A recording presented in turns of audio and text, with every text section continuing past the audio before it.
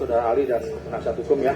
Mohon izin sebelumnya saya tidak pernah menyela pertanyaan dari penasihat hukum dan terdakwa. Jadi silakan Pak Jaksa, tidak akan kami sela, monggo. Begini ya, terkait yang pertama saudara ahli terkait mungkin dendam ya.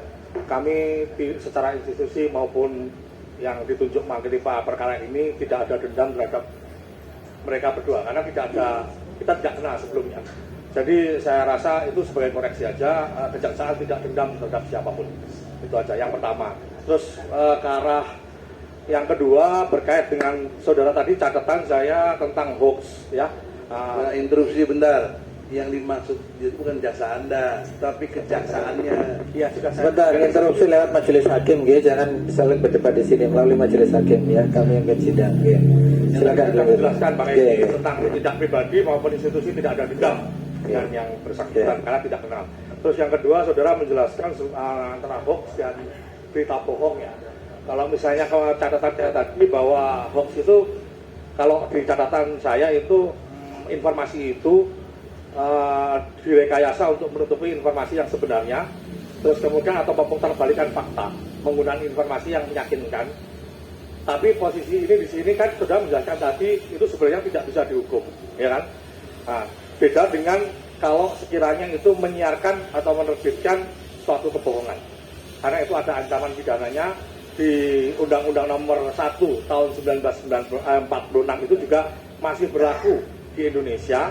Tidak hanya sebatas posisi kenapa ketika di zamannya SBY tidak ditampilkan atau apa, karena selama peraturan perundang-undangan itu masih ada dan tidak dicabut dan juga dirubah dengan peraturan yang baru, itu masih berlaku. Itu pemahaman kami kayak gitu.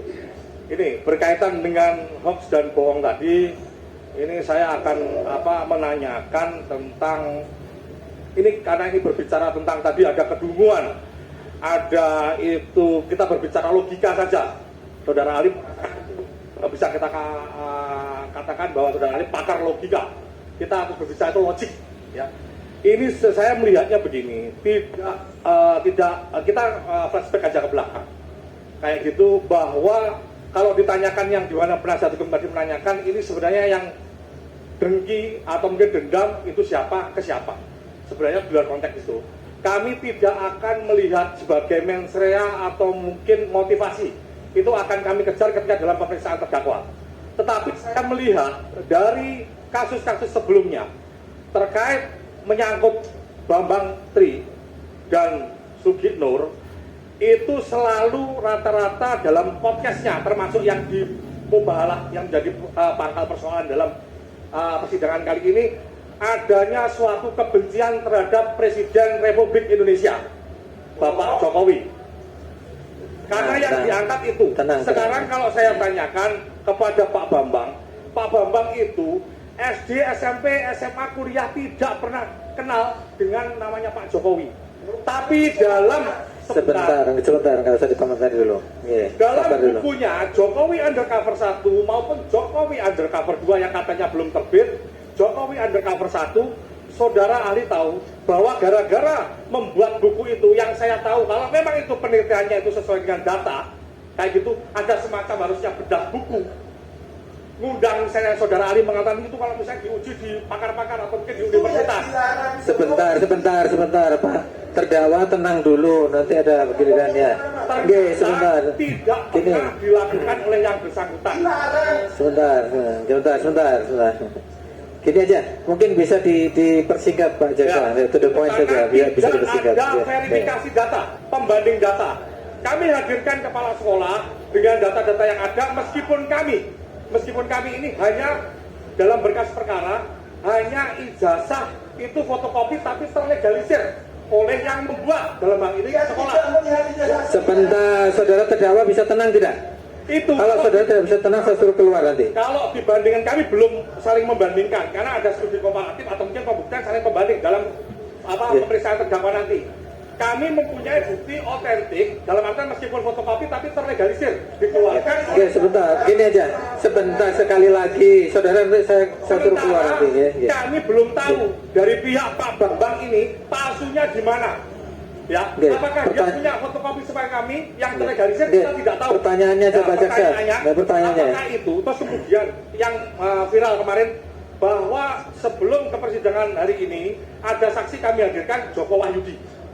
Saudara terdakwa itu dalam konten YouTube-nya bilang tembak kepala saya, ya kan, ijazah SD, SMP, SMA Pak Jokowi itu palsu karena nyuri ijazahnya Pak Joko Wahyudi. Sementara Joko Wahyudi kami hadirkan dan ijazahnya tidak hilang. Jadi curi dong. Sebentar, sekali lagi saudara bisa tenang nggak? Itu kebohongan. Tolong terdakwa tenang ya. Atau ini suatu bentuk kedunguan. Oke, pertanyaan ya. Saya tanyakan tadi. Ya, jadi itu pertanyaannya. Apakah itu suatu bentuk kebohongan Atau kedunguan? Ya, karena tadi ahli juga menyampaikan beberapa kali perkataan ya kan? kedunguan dan Sesuai kebodohan. logika, logik. Oke. Terus itu dungu Oke. segala macam. Makanya saya- Yang disampaikan Pak Jaksa tadi itu fakta Itu hasil selama persidangan. dalam Oke. Pak Joko Wahyudi yang dituduh Oke. ijazah SMA-nya hilang dicuri oleh Pak Jokowi, tapi dihadirkan ijazahnya tidak hilang. Oke, nanti ada giliran saudara terdakwa, ya, tenang dulu. Gimana pendapat tenang saudara? dulu. Gimana Oke, pendapat saudara? Pendapatnya ahli ini hanya berpendapat, monggo pendapat saja, oke. Sekali lagi saya ingatkan di sini, meskipun ahli ini ahli filsafat, tetap sifatnya netral, hanya memberikan pendapat. Soal pendapat ahli, sebentar, nggak bisa, sebentar, bisa, ya. Sekali lagi saya ingatkan, kalau saudara berteriak-teriak terus saya suruh dikeluarkan dari sidang, oke? Oke. Gimana Sebentar. Ya, ahli tadi sudah mencerna apa yang disampaikan oleh Pak Jaksa. Silakan pendapat yang kita minta, pendapat ahli itu berpendapat untuk meyakinkan kami majelis hakim. Jadi sekali lagi kami ingatkan di sini kami bersidang itu sesuai ketentuan KUHP, ada ketentuannya. Kami juga bertanggung jawab terhadap undang-undang, juga bertanggung jawab terhadap Tuhan Yang Maha Esa. Jadi nanti saya pikir di sidang ini jangan lagi ada saling menuduh, misalnya penasihat hukum menuduh jaksa begini, jaksa menuduh penasihat begini. Tidak usah saling menuduh, kita silakan aja saling membuktikan ya. Nanti dari beberapa saksi dan ahli yang dihadirkan, kami akan menilai. Mudah-mudahan kami diberikan pencerahan lah. Ya. Silakan ahli, silakan. Oke, Berpendapat ya, pendapat tadi kan pendapat dari sisi pertanyaan penasihat hukum, sekarang pendapat dari sisi fakta yang disampaikan oleh jaksa, bagaimana menurut ahli mengenai kedunguan dan kebodohan tadi. oke. Terima kasih Pak Hakim. Di awal saya terangkan bahwa hoax itu bukan kejahatan. Karena dia punya fungsi untuk memancing opini publik. Terutama di negara-negara yang tersumbat kanal-kanal informasi, kita bikin hoax saja. Lain kalau negara ini terbuka, nggak ada orang yang bikin hoax. Jadi dibalik, kenapa hoax muncul? Karena informasinya tertutup, itu soalnya. Yang ada di undang-undang itu urusan saudara itu. Jadi satu poin. Yang kedua, kasus ini dari awal kasus politik. Bukan, karena yang dipersoalkan ada tokoh politik namanya Joko Widodo yang adalah presiden. Kalau Joko Widodo yang saya temui tadi di sekolah 26 yang ada soal. Justru karena tadi prinsip noblesse oblige, maka seluruh mata itu mesti diarahkan dengan kecurigaan penuh pada Jokowi. Itu dasarnya.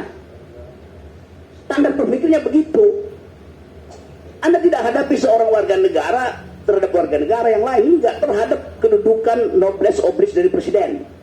Artinya kita ingin presiden itu can do no wrong, nggak boleh salah presiden itu, nggak boleh ada cacat dia. Karena itu kita bersihkan, termasuk kecurigaan. Kenapa? Saya juga mencurigai, kenapa seseorang yang lulus dari universitas tidak bisa berpikir abstrak? Kenapa? Tidak bisa berpikir konseptual. Kenapa saya curigai? Baik, jawab pertanyaan saya tadi. Ketika saya menjelaskan tadi kasus itu tadi, jawaban saudara gimana? Oke. Ya. Karena memang Sesuai filsafat, logika apa tidak? ya memang hal filsafat begini memang, oke. Jadi karena ini ahli filsafat, jawabannya ya Oke. filsafat, ya. Silakan, oke. Tolong penonton diam, tolong ya tertib ya, penonton tertib ya. Saya ingatkan penonton tertib ya. Ini sidang, tolong ya. Silakan dilanjutkan Pak Jaksa, silakan. Ya, Ya. oke. Menurut filsafat ya, saudara ahli kayak gitu, pemberitaan apapun, penyebarluasan informasi apapun kayak gitu kan sebelum ada keyakinan atau data yang terverifikasi kan tidak boleh istilahnya menyebarkan itu suatu kebohongan atau mengalir data kayak gitu. Karena itu menyangkut kredibilitas seseorang kayak gitu. Menurut pendapat ahli gimana? Itu yang saya bantah dari tadi, nggak ada kredibilitas seseorang di situ. Presiden nggak punya kredibilitas sebagai manusia yang punya jabatan publik. Apa kredibilitas presiden? Dia dipilih rakyat supaya meneruskan kepemimpinan. Dia juga bisa dijatuhkan rakyat. Apa kredibilitasnya? Intinya Anda mesti paham di dalam hukum person in law yang adalah human dignity. Oke, saya lanjutkan ya bahwa dari konten podcast mubahalah kedua orang terus akhirnya yang membawa mereka ke persidangan hari ini itu menimbulkan pro dan kontra di masyarakat, di medsos, di dunia maya. Saya tanyakan kepada saudara, dunia maya ini apakah sudah menjadi representasi dunia nyata pada saat ini? Sebelum itu saya tanya dulu, pro dan kontra itu baik nggak ada di dunia maya? Boleh, ada. Baik atau tidak?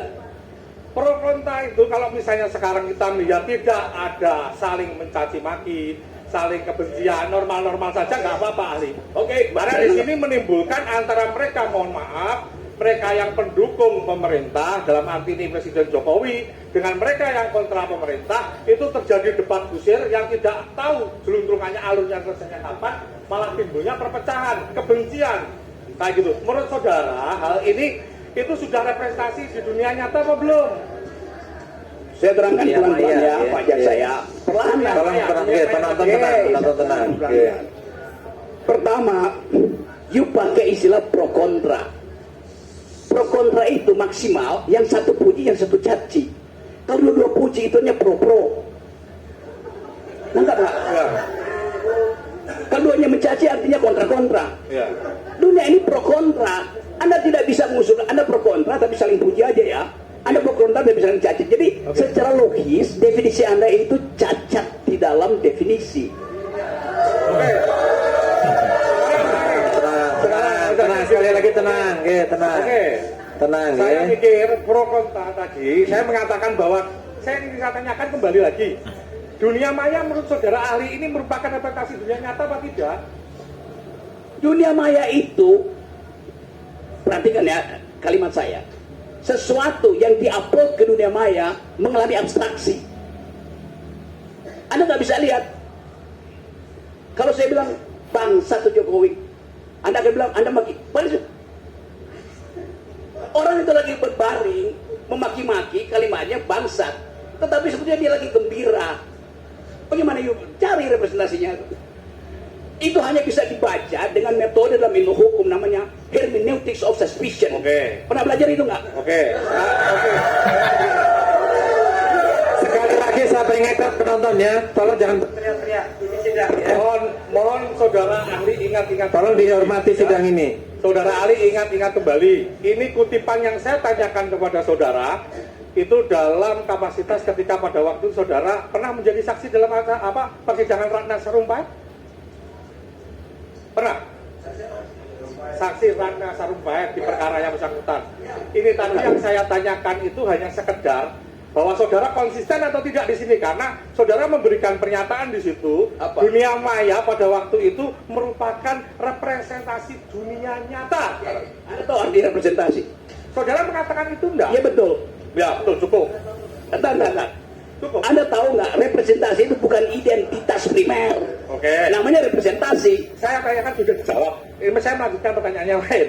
Ini. Lanjut, pertanyaan lanjut. Sekali lagi saya ingatkan, Ini biar tolong yang teriak itu dikeluarkan. Karena ini keterangan saudara pada waktu Supaya biar mati. ini. Dan tadi sekedar itu ya cuma sekedar yang kita bacakan panjang lebar saya terangkan di situ. Ini saya kutip. Oke, ini ya. panjang lebar. Timbul pro kontra di masyarakat, di medsos, di dunia maya. Terus saudara menjelaskan dunia maya menurut saudara itu pada waktu itu representasi dari dunia nyata. Saya hanya menanyakan itu aja. Apakah itu pernyataan saudara pada waktu itu? Apakah itu pernyataan sepenggal apa selengkapnya? Loh, itu sudah istilahnya sudah kami lihat bahwa posisinya lengkap seperti itu, kami mengutipnya lengkap. Saya terangkan pada waktu itu, Anda hanya bisa mengakses dunia maya sebagai representasi. Bisa bedain nggak? Dengan mengatakan, bagaimana? Oke, silakan saudara berkelit juga tidak apa-apa. Nih, kemudian Ini memang jawaban filsafat seperti ini Pak Jaksa. Izin yang mulia, Nggih. mohon ini ahli yang kami hadirkan. Nggih. Kalau saudara jaksa tidak sependapat, silakan cari pertanyaan yang jawabannya diduga Nggih, sependapat. nggih. Tapi Nggih. saya tidak terima ahli kami Nggih, demikian, nggih. tidak dalam forumnya. Sebentar, gantian. Sebentar. Dan justru ini mengkonfirmasi dendam Nggih. seorang jaksa. Enggak, gini sebentar. Kalau yang dendam di- Semua punya hal yang sama.